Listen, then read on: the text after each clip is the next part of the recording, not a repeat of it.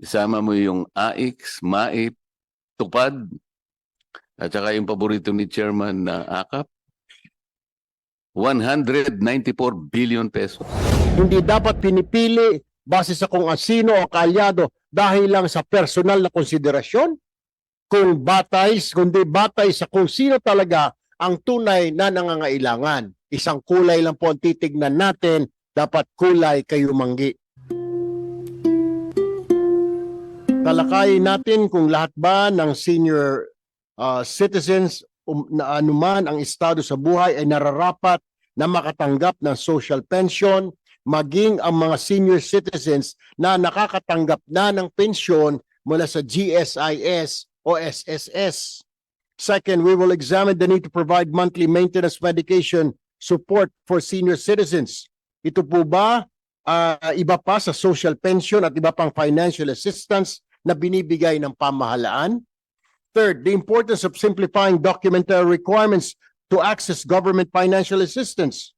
The people who need help the most are often the ones who struggle to meet complex, burdensome paperwork.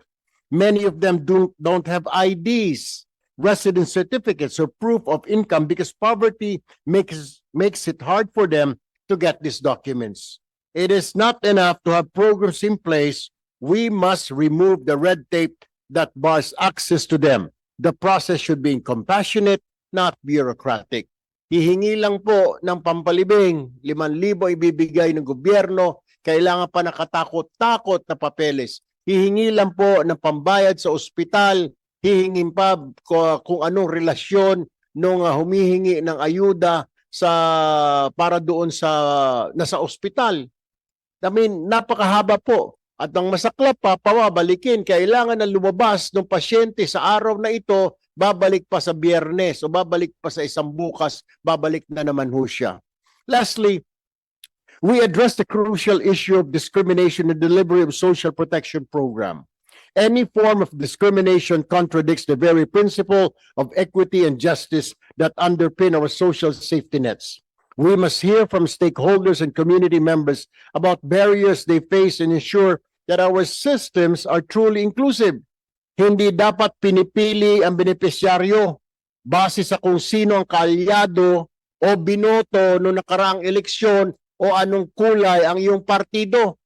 Kung green yung nakaupo at pula yung humihingi, bawal na. Kung yung puti ang nanalo at yung humihingi ay orange, hindi rin po pwede. Dapat hindi po ganon. Hindi dapat pinipili base sa kung sino o kaalyado dahil lang sa personal na konsiderasyon, kundi batay sa kung sino talaga ang tunay na nangangailangan. Dapat po isang kulay lang ang titignan ho natin, whether tayo na sa national agency o tayo sa LGU, isang kulay lang po ang titignan natin, dapat kulay kayo manggi. I urge all resource persons, advocates, and all public servants present to speak with candor and compassion. Let us gather the facts, share the stories, and work together to shape policies that serve our people better. We owe it to our senior citizens who have contributed so much to society. We owe it to the poor and marginalized whose voices are often drowned by bureaucracy. We owe it to our country to build a system that protects all fairly, efficiently, and without prejudice. Sa huli, ang tunay na lakas ng isang lipunan ay nasusukat kung paano ito inaalagaan ng mga mahihina, matatanda at nangangailangan. Let us work together. Legislators, agencies, civil society, organizations, and citizens to turn these proposals into reality, tangible programs. Maraming salamat po. Before we acknowledge the resource persons, may I ask if any of my esteemed colleagues would like to give their short opening remarks? Go ahead. Thank you, Mr. Chair. Maganda itong bills na pinipresent mo ngayon, lalo na itong simplified government aid access at saka itong anti-discrimination in the delivery of social protection program. I think you are talking from experience, Mr. Chair, kasi nung nakarang eleksyon, kasama kaya tayo, may tupad kayo, meron kayong AIX. Hindi lahat nabibigyan no? Nung kinuwento ko po yung lahat po ng ang mga binibigay na ayuda ng ating pamahalaan, magsimula po kayo sa 4Ps. Isama mo yung AIX, MAIP, TUPAD, at saka yung paborito ni Chairman na AKAP, 194 billion pesos. Hindi ko malaman kung nabibigyan lahat ng dapat bigyan. Ito siguro yung paraan para ma-address natin yun eh. Lalo na po yung AKAP. Yung range po ng AKAP, Mr. Chair, is between 7 to 12,000 pesos. Yung AIX, nasa 3,000 pesos per beneficiary. Yung TUPAD, depende po sa dami ng araw na kanyang ipinagtrabaho.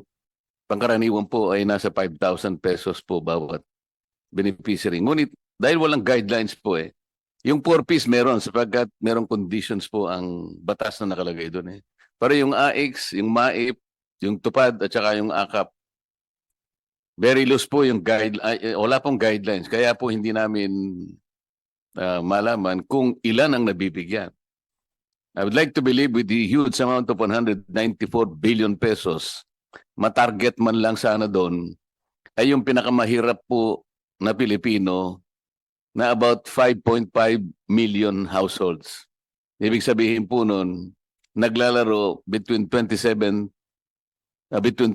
to 27 puro Filipinos. Pero wala po sigurong record yung mga AIX, yung TUPAD, yung AKAP. Sana po isang araw ay sa magitan ng committee ito, mapatawag natin yung nag-administer ng mga ayuda na yun. Ilan po yung nabigyan? Kasi yung lahat po ng mga ayuda na yun ay pantulong po sa pinakamahirap nating mga kababayan. Ang pinakamahirap po is between 25 to 27 million Filipinos. Kung nabigyan po 10% lang noon, sablay po yung programa. Kaya po tama ito na dapat walang discrimination. Salamat po, Mr. Chair. Thank you for that statement. Yes, Senator Antueros.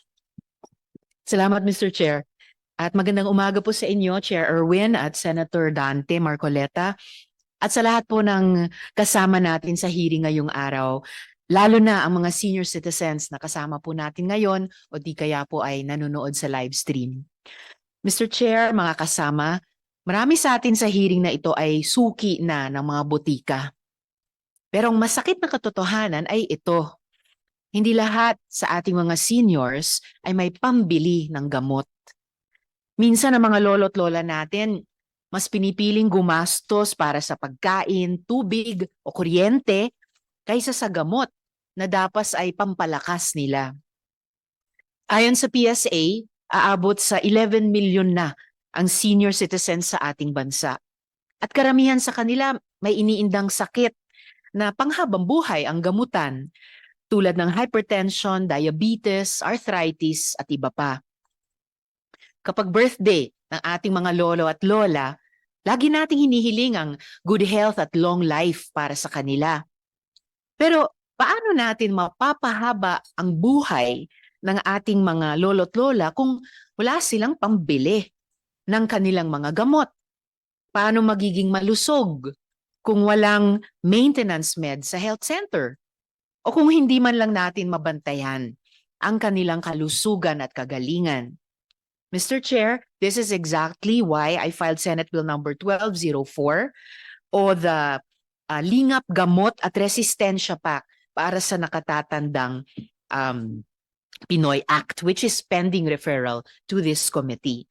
Sa oras na maging batas, harinawa ang bill ko na iyan, hindi na kailangang mag-alala ang ating mga lolo at lola kung saan kukunin ang pambili ng maintenance dahil magiging libre ito sa lahat ng health centers at partner na butika. Libre rin ang vitamins, libre rin ang supplements. Yan ay mga konkretong solusyon sa matagal ng hinaing ng ating mga senior.